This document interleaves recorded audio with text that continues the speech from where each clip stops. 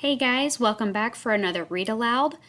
Today we're going to be reading another book from our News to You library that is related to our September government unit over rules and laws.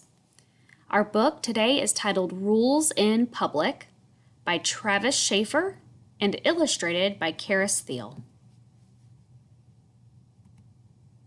Rules are important.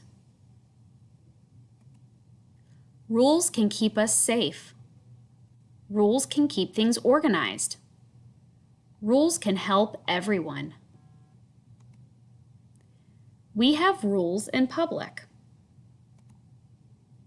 Rule number 1, do not litter. Rule number 2, stop at the stop sign.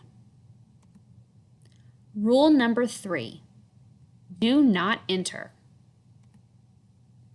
Rule number 4, no parking. Rule number 5, wait to walk. Rule number 6, walk. Rule number 7, stand behind the line. Rule number 8, pay for services. We follow rules in public every day. The end. Thanks again for coming and listening to my read aloud. I'll see you guys next time. Bye.